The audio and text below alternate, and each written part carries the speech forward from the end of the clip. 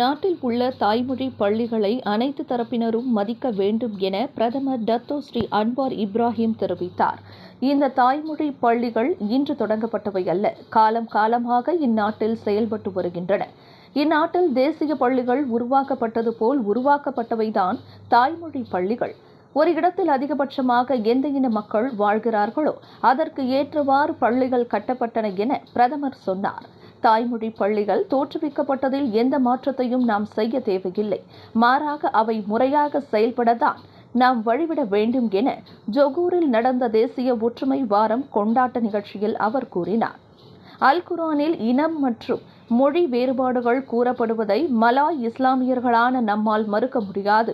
ஆனால் நாம் பல இன மக்களுடன் வெவ்வேறு இனம், மொழி, தோல் நிறம் அனைத்தையும் பார்த்து வளர்ந்தவர்கள். இந்த வேறுபாடுகளை உணர்ந்து ஒவ்வொருவரையும் மதிக்க வேண்டிய அவசியத்தையும் அல் குர்ஆன் வலியுறுத்துவதை நாம் நினைவில் கொண்டிருக்க வேண்டும் என டத்தோ ஸ்ரீ அன்வார் தெரிவித்தார். இதற்கிடையில் தாய்மொழி பள்ளிகள் குறித்து கடந்த மார்ச் மாதம் அம்னோ இளைஞர் பிரிவு தலைவர் அக்மால் சாலே வெளியிட்ட அறிக்கையின் வழி தாய்மொழி பள்ளிகள் விவகாரம் தோன்றியது. தாய்மொழி பள்ளிகள் பள்ளிகளால் தேசிய கல்வி அமைப்பில் உள்ள பிரிவினையால் இன பதற்றம் ஏற்படுவதாக அம்னோ இளைஞர்கள் கருதுவதாக அவர் கூறினார்.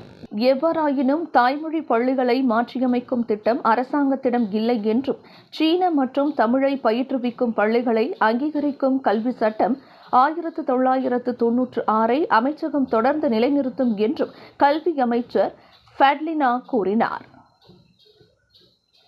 விலையில் மேலும் செய்திகளை தெரிந்து கொள்ள கீழே இருக்கும் பெல் பட்டனை அழுத்துங்கள். உங்கள் ஆதரவை வெளிப்படுத்த லைக் மற்றும் ஷேர் செய்யுங்கள். தொடர்ந்து விண்வெளியுடன் உங்கள் பயணத்தை தொடர்ந்திருக்க சப்ஸ்கிரைப் செய்யுங்கள்.